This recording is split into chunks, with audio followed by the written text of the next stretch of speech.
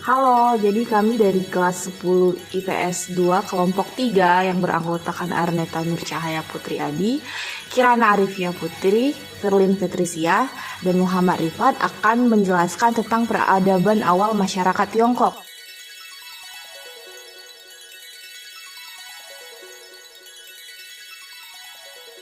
Berjalannya pemerintahan peradaban Tiongkok, dinasti yang pernah berkuasa di Tiongkok, yang pertama, dinasti Xia. Menurut legenda setempat, pemimpin pertama yang dikenang di wilayah Sungai Kuning adalah Kaisar Yu. Karena Kaisar Yu berperan dalam mengatasi banjir besar di Sungai Kuning yang diperkirakan terjadi pada tahun 1920 sebelum Masehi. Kaisar Yu membangun sistem kanal yang seperti sekarang disebut bendungan untuk pertama kalinya agar mencegah terulanginya bencana banjir. Setelah diangkat menjadi kaisar, Yu kemudian membentuk dinasti Xia. Kisah tersebut diceritakan ulang melalui lisan. Belum adanya bukti-bukti arkeologis dan catatan-catatan tentang dinasti Xia, dan sebagian orang beranggapan bahwa itu mitos, namun sebagiannya lagi beranggapan bahwa itu memang benar-benar ada. Catatan-catatan historis pemerintahan Cina justru baru dimulai dari dinasti Shang. Dinasti ini adalah dipercaya awal mula peradaban Cina dimulai. Letaknya di Cina bagian utara, dinasti Shang mengenalkan sistem dinasti struktur dan membentuk militer. Kestabilan masyarakat juga ada catatannya, ialah para bangsawan pada masa itu melakukan perbudakan dengan rakyatnya. Kemunduran dinasti Shang pada masa kekaisaran Wuding, Kaisar Wuding dikenal kejam dan orang tidak menyukainya. Dan saat itulah raja dari kerajaan Zhou, Wenwang, melakukan agresi besar-besaran, dan Wenwang mengambil alih daerah Sungai Kuning yang menjadi dinasti Zhou. Pada zaman pemerintahan dinasti Zhou mengubah pemerintahan menjadi pemerintahan feodal, desentralisasi menjadi negara-negara bagian. Ada kurang lebih dari 100 negara bagian dan ada beberapa dari negara bagian yang luasnya hanya seluas satu desa.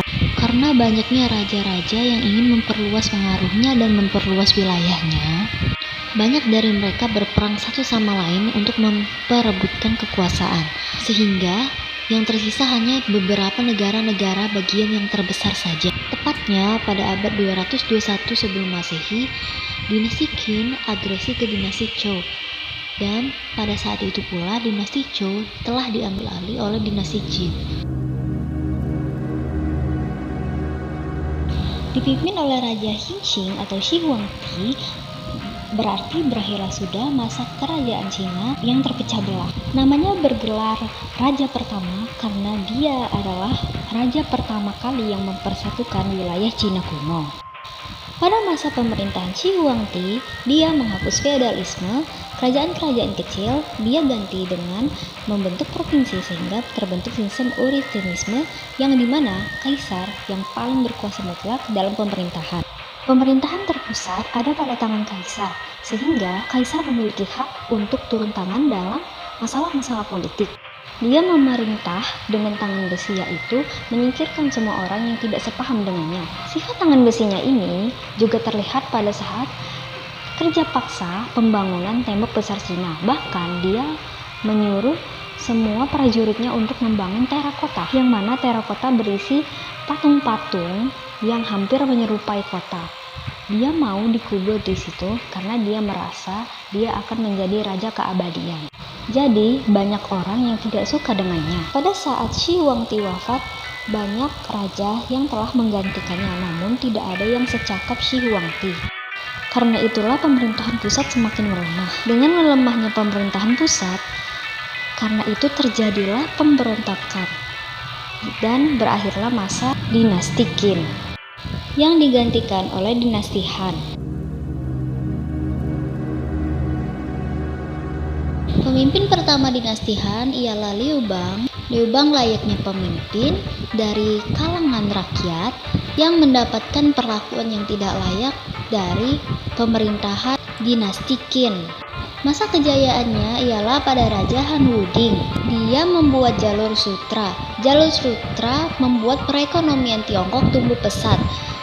Adanya jalur sutra adalah penghubung Cina dengan Asia Tengah, Asia Barat, dan Eropa kuno.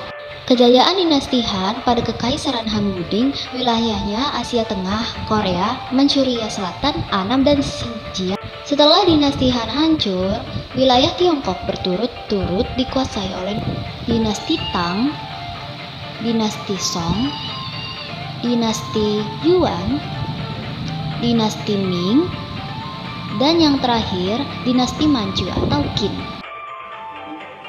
Kepercayaan masyarakat Tiongkok. Jadi kepercayaan bangsa Tiongkok kuno adalah politeisme atau pemujaan terhadap banyak dewa. Dewa dianggap sebagai kekuatan alam seperti dewa Fangpa sebagai dewa angin dan Lesik sebagai dewa topan. Bangsa Tiongkok kuno juga mengenal upacara korban manusia. Mereka mempersembahkan gadis cantik untuk dewa tertinggi Hopo yang bertahta di sungai Huanghe. Peninggalan dan hasil peradaban. Peninggalan pertama yaitu The Great Wall. Tembok besar Cina pertama dibangun pada awal pemerintahan dinasti Han, di mana pada saat itu untuk membendung serangan bangsa barbar dari Asia Utara dan sebagai perlindungan di saat masa perang sedang berkecamuk. Peninggalan kedua yaitu istana. Istana merupakan tempat pemerintahan pada masa dinasti dan tempat raja serta selir dan pejabat istana tinggal. Peninggalan ketiga yaitu kalender. Kalender bangsa Cina telah digunakan sejak zaman Neolitikum dan berdirinya dinasti Xia sekitar 2000 tahun yang lalu. Kalender pada awalnya digunakan untuk menghitung masa bercocok tanam dan masa panen. Namun, perkembangan kalender tersebut telah mengalami kemajuan dengan adanya peninggalan Shio untuk berdagang dan pengembangan bisnis di Cina. Peninggalan keempat yaitu Buci. Buci terkenal di seluruh dunia karena bahan keramik dan porselin telah membuat peradaban Cina dikenal di seluruh dunia. Selanjutnya, ilmu pengetahuan dan sistem peradaban. Pertama yaitu seni. Perkembangan seni pada bangsa Tiongkok kuno telah maju. Hal ini ditandai dengan banyaknya lukisan-lukisan bernilai tinggi yang menghiasi dinding-dinding tembok istana dan kuil-kuil. 2. Sastra. Bangsa Tiongkok telah mempunyai tulisannya sendiri.